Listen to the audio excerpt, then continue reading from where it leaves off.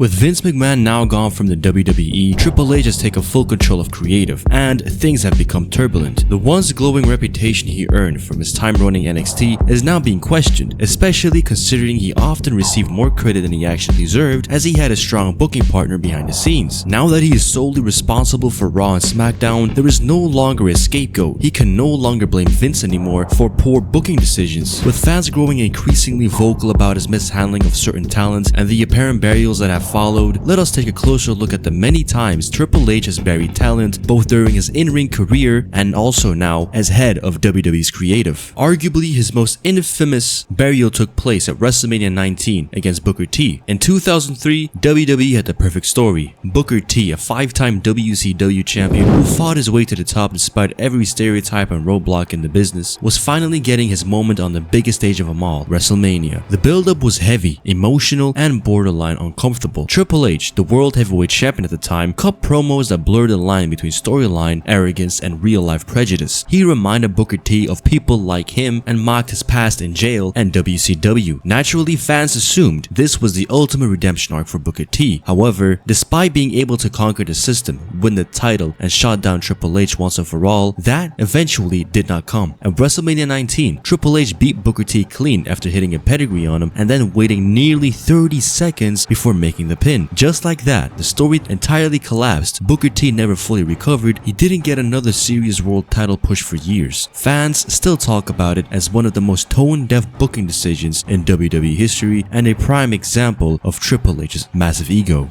Rob Van Dam. Back in 2002, Rob Van Dam was one of the most popular superstars on the roster. The fans loved him. His in-ring style was ahead of its time, and there were serious plans to strap the rocket on his back. In fact, the original idea for RVD was for him to become the first ever World Heavyweight Champion on Raw after the title split. However, those plans quietly got scrapped. Instead, Triple H was handed the new World Heavyweight title on a silver platter, literally. And when RVD finally got a shot at Unforgiven 2002, he lost clean. And what made it all worse was that RVD supposedly rejected Triple H's help with backstage promos, and after that his stock magically plummeted. He never sniffed a main event ever again for years and had to wait until 2006 to win a world title, but by then the momentum was long gone.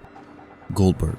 Bill Goldberg came into the WWE in 2003 as one of WCW's biggest stars, and initially things looked great. He beat The Rock, he got huge pops, and had his sights set on the World Heavyweight Championship held by Triple H. They were set to face off at SummerSlam, but Triple H was nursing a groin injury and the match was moved to the Elimination Chamber. Even then, Goldberg should have walked out with the title. He dominated the chamber, he speared everyone in sight, and the crowd was on fire for him. But instead of capitalizing on that momentum, Triple H once again, even as an injured champion, managed to retain the title. He not only pinned Goldberg, but Evolution even handcuffed him after the match and beat him down with a sledgehammer. When Goldberg finally won the belt months later, damage was done. The mystique was completely shattered and the push had cooled off. And after that, Goldberg's WWE run never reached its full potential. Scott Steiner, 2003. Scott Steiner was red hot when he re-debuted in WWE during the Ruthless Aggression era. He had the crowd behind him and the credibility of being a former WCW World Champion. His feud with Triple H was meant to elevate him into the top tier, but the opposite happened. Their Royal Rumble 2003 match was a complete disaster, and rather than protecting Steiner, WWE doubled down with a rematch at No Way Out, which somehow was even worse. Behind the scenes, Steiner accused Triple H of intentionally sabotaging their matches, claiming that he made him look bad on purpose. Whether or not that is true, the results spoke for itself. Steiner went from the title contention picture to being an afterthought that didn't even make the WrestleMania 19 card. Randy Orton. In 2004, Randy Orton made a history by becoming the youngest World Heavyweight Champion in WWE history. Fans were ready for a new era. The next night, Evolution turned on him, setting up a heated rivalry with Triple H. But just 1 month into his reign, Randy Orton dropped the title back to Triple H at Unforgiven. That quick loss completely derailed Orton's babyface momentum. He looked like a weak champion who couldn't even survive on his own. Even though WWE kept him around the title picture, the magic was gone. It would take years before Randy Orton truly found himself as a top-tier star star again, and many fans point to this decision as the first time Triple H's politics stunted a future main eventer, CM Punk. One of his most iconic burials happened against CM Punk, who was the hottest act in wrestling in 2011. His pipe bomb promo changed everything, and fans were rallying behind him in ways WWE hadn't seen in years. But somehow, just a few months later, CM Punk was losing to Triple H at Night of Champions. There was no title on the line, Punk had all the momentum, but Triple H beat him clean. It made no sense from a booking perspective, and it felt like a personal flex more than anything else. Punk himself even talked about this in interviews. He said it was nothing more than a power move that stalled his rise. Even though Punk eventually bounced back, the loss was just simply unnecessary, and it felt like a reminder that Triple H held the keys to the kingdom, and as if that wasn't bad enough, he even had an old Kevin Nash enter the entire feud, convoluting the rise of CM Punk even further. Sting, WrestleMania 31. Sting's debut in the WWE was one of the most anticipated moments in modern wrestling history. Fans had waited over a decade to see the icon step in the WWE ring, and when he finally did, they paired him up with Triple H for his big WrestleMania debut. Everyone assumed this was Sting's redemption arc, a WCW final soldier standing tall against the tyranny of the authority. But in a baffling decision, Triple H beat Sting clean after turning the match into a nostalgia fest featuring DX and NWO. Even Hulk Hogan and Scott Hall were reportedly stunned when Triple H said that he was going over during rehearsals. The loss made Sting look like a second rate and ensured his WWE legacy started and ended with a thud. D'Lo Brown, Attitude Era. Long before Triple H was a top guy, he already had a reputation for backstage influence. According to former head writer Vince Russo, during an angle between DX and the Nation, Triple H outright refused to put over D'Lo Brown. D'Lo was one of the most underrated guys of the Attitude Era, consistent, charismatic, and reliable. A win over Triple H would have elevated him, but Triple H, even back then, saw himself as too valuable to take that loss. Vince Russo has even said that this was the first moment he realized Triple H operated differently, and not always in a good way. D'Lo never got that push and quietly faded into the mid-card. Zack Ryder, 2011. Zack Ryder was one of the few guys that actually got over on his own terms. His YouTube show, Z, True Long Island Story, was a viral hit,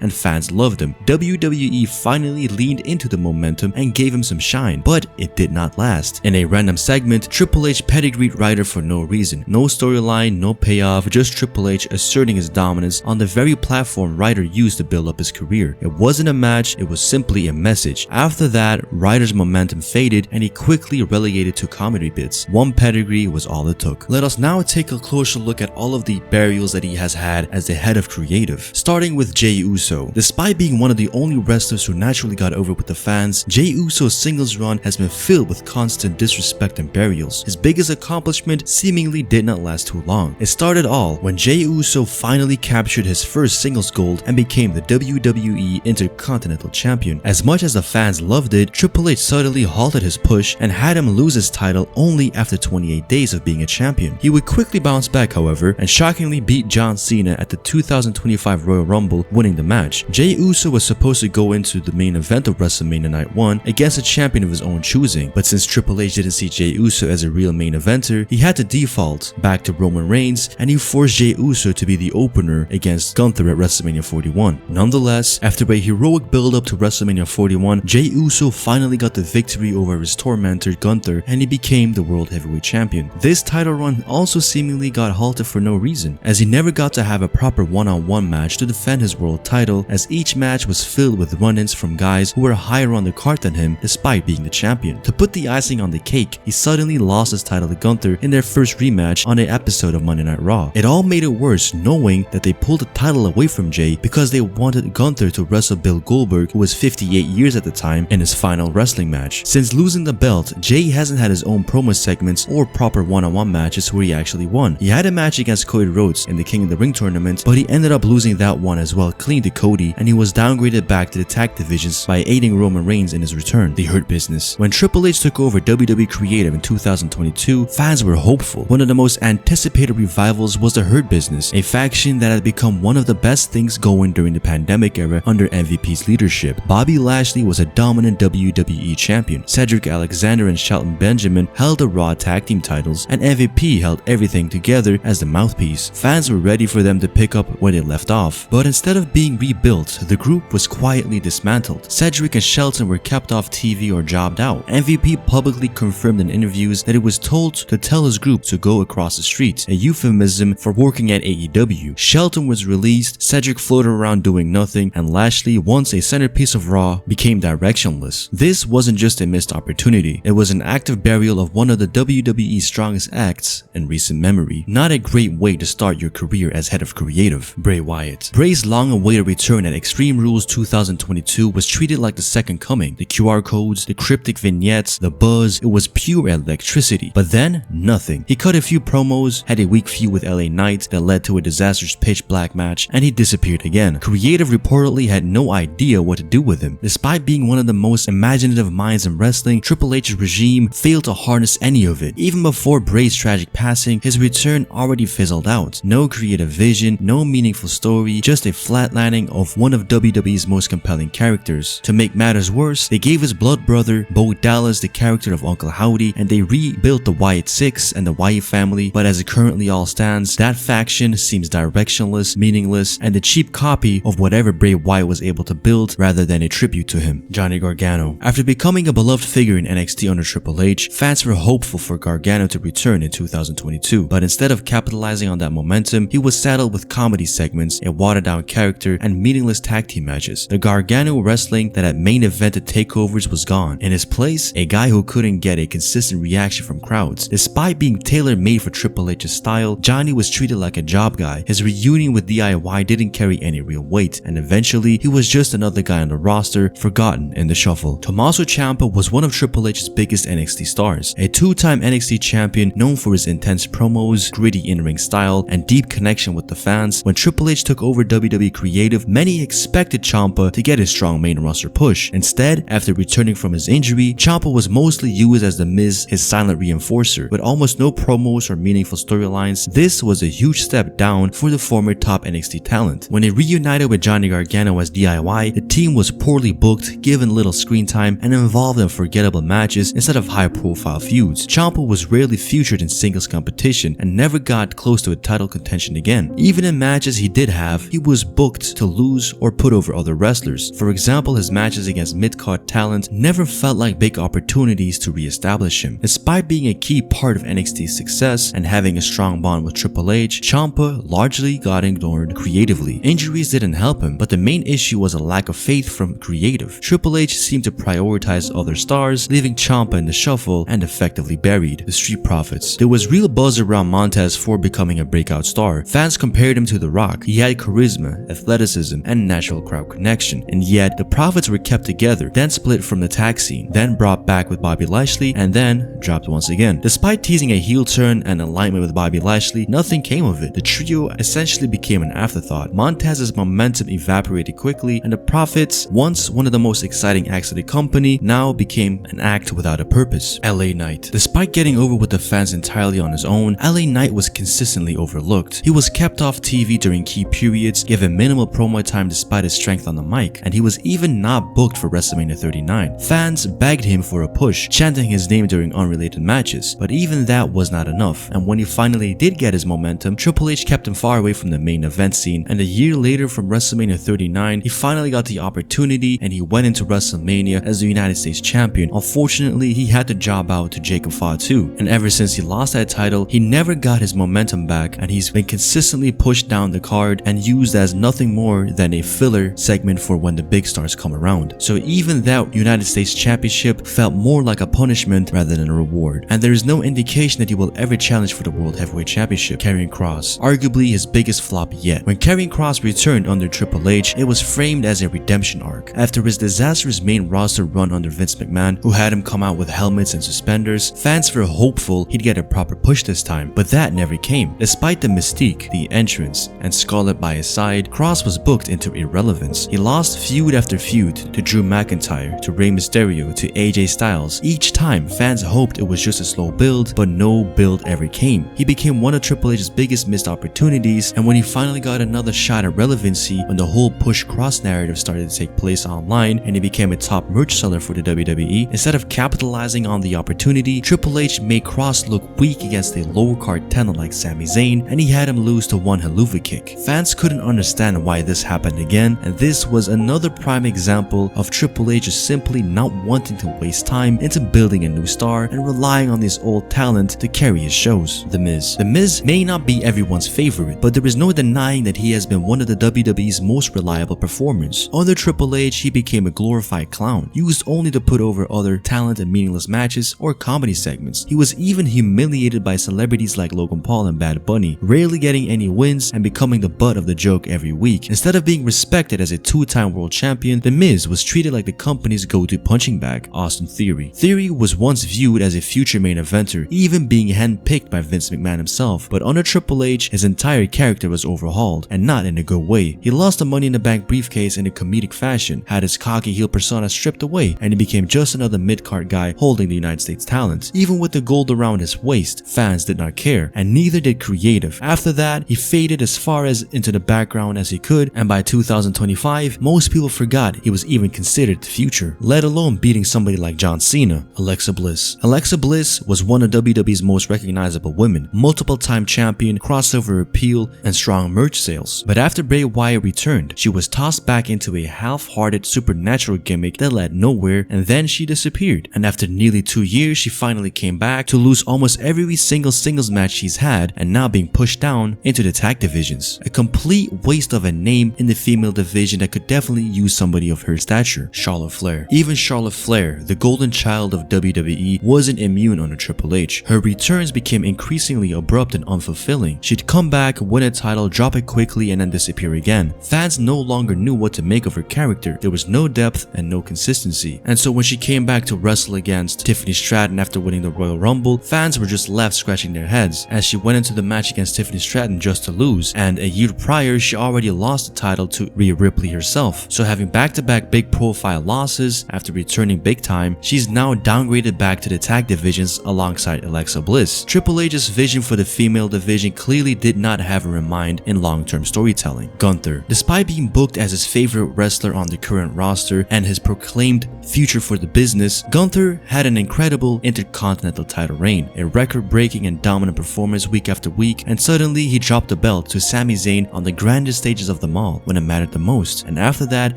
things just started to fall apart. Fans expected a proper main event push. Instead, he won the World Heavyweight title just to have meaningless matches, and then he ended up losing the world title to Jey Uso at WrestleMania once again. When he finally reclaimed the World Heavyweight Championship, it was only so that he could have the belt around his waist for Goldberg's last retirement match. And just like that, all the credibility that Gunther had built up was instantly gone. The ring general who ruled over 600 days had just become another name we will eventually forget. Seth Rollins has always been seen as one of WWE's workhorses, but under Triple H, his character took a strange turn. A flashy, flamboyant, Joker-inspired gimmick that was entertaining at first quickly lost its edge, and it became very emasculating despite being the inaugural World Heavyweight Champion that seemingly felt like a participation trophy, as Roman Reigns was still the unified world champion with both titles around his waist. Despite winning his match at the main event of WrestleMania 41, the damage seemingly has been done already to Seth Rollins, and he is in dire need of a big character makeover going into WrestleMania 42, especially as Mr. Money in the Bank. Even though he is one of the top guys on the roster, he just seemingly is not the guy, and he has become just a guy. Drew McIntyre. Despite having one of the best runs during the pandemic era, when the arenas finally opened up again, Triple H seemingly had Drew lose every single feud that he was in. He lost his feud against CM Punk. Then, when he won the world title at WrestleMania 40, he got cashed in on by Damian Priest. Instead of being the guy who came out on top of that feud, he lost over and over again. To make matters worse, he got concertoed in his Hell in a Cell match with Priest and was written off TV. When he finally came back, instead of addressing Priest, he crashed in a promo segment with Cody Rhodes and Randy Orton for some reason just to get RKO'd. To add insult to injury, he lost his match against Orton at Saturday Night's main event, and then he was booked in a match with Jelly Roll and Logan Paul at WrestleMania instead of reclaiming his world title. If I have missed any burials, please let me know in the comment section down below, and I will see you guys next time.